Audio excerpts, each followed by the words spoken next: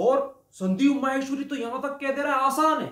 अच्छा भाई साहब, आसान ही कह दिया उसने। अच्छा, अगर आसान होता तो मैं 2005 में अजमेर छोड़कर गया था। 2005 के पहले मैं लॉन्ग टर्म तक अजमेर में रहता था, फिर 2018 के बाद लॉन्ग टर्म में रहने लगा। ठीक है, तो ये जो 2005 से 2018 का ये कुछ 13 साल का समय है, और उसके पहले भी 2001 से ही मान लो कुछ 17-18 साल का जो समय है, जो 2000 में मैंने अजमेर देखा। मैंने तो देखा कि 17 साल पहले मेरे घर के बगल में जो एक जिम वाला था, वो जैसे जिम चला रहा था आज भी वैसे ही जिम चला रहा है। जो नाई था, जैसे वो बाल काटता था, जैसे जहां पर उसकी नाई की दुकान थी, आज भी वहीं उसकी नाई की दुकान है। 17 साल पहले जो पंचर बनाता था आज वैसे ही पंचर बना रहा है। जो जनरल स्टोर पे जो आदमी बैठता था आज भी वैसे बैठा हुआ है वो। क्या तो इंसान का ब्रेन ये सब चारों तरफ देखता है और इसको सत्य मान लेता है, तो ये सत्य है। तो अब अचानक से कि विवेक बिंद्रा बोल रहा है कि ये 17 साल में तो तू पता नहीं क्या क्या कर सकता है, आसान है। संदीप माहेश्वरी आके बोल रहा है आसान है, तो अगर वो आसान है तो ये ऐसा जीवन क्यों जी रहे हैं, आपको समझने की जरूरत है।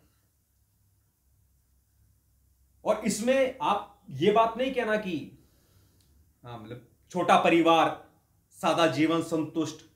यदि वे संतुष्ट होते, मेरे पड़ोस में जो व्यक्ति जिम चलाता है 17 साल पहले, वो जो छोटी सी जिम चलाता था ना टपरे के अंदर, आज भी वो वैसी ही जिम चला रहा है, और आप बोल रहे हो अपने जीवन में संतुष्ट है। यदि संतुष्ट होता ना, तो क्या होता है कि हमारे घर में पानी आता है ऑल्टरनेट डेज पे, तो वो जिम वाले क्या है कि हमारे यहां से पानी भर के लेके जाते हैं। तो पानी आता है करीब शाम को 4 बजे, 5 बजे, 6 बजे। तो जब वो पानी भरने के लिए जिम का ओनर आता है ना, तब उसके मुंह से शराब की गंध आ रही होती है। मतलब अभी तो सूरज ढला है, जिम का टाइम हुआ है। अभी 2 टाइम होता है ना जिम के, एक तो सुबह वाला टाइम होता है, एक शाम वाला टाइम होता है। जो शाम का टाइम हुआ है और आपने पैग लगाना शुरू कर दिया, और सुबह सुबह कभी कभी ऐसे ऐसे हिलते हुए आता। यदि वो अपने जीवन में संतुष्ट होता भाई साहब, यदि वो अपने जीवन में संतुष्ट होता, तो क्या इस प्रकार का जीवन जी रहा होता? जिम का जो ओनर है वो सूरज ढलने के पहले ही शराब के अंदर धुत हो गया, नशे के अंदर। अगर वो संतुष्ट होता अपने जीवन से।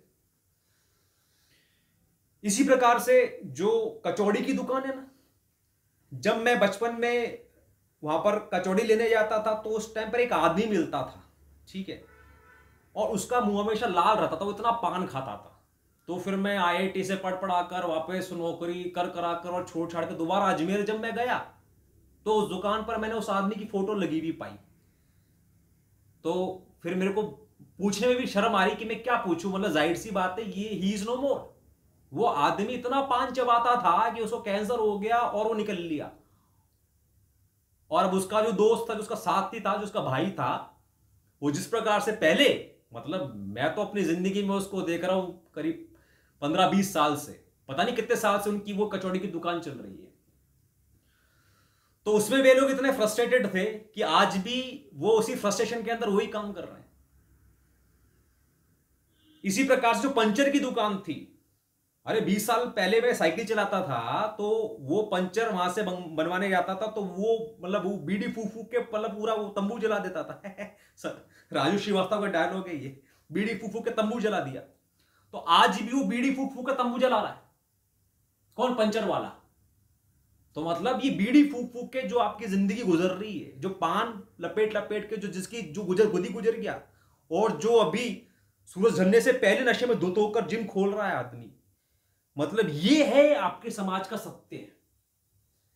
तो आप ये मत बोलना कि वे अपने जीवन में संतुष्ट हैं। संतुष्ट नहीं है, वे अपने जीवन में एक मीडियोक्रिटी वाला जीवन जी रहे हैं। उनकी धारणाएं, उनके बिलीफ सिस्टम्स, उनके ब्रेन वेव्स, उनका आचरण, उनका चलने का तरीका, खाने का तरीका, पीने का तरीका, बात करने का तरीका, गॉसिपिंग करने का तरीका, स्मॉल टॉक।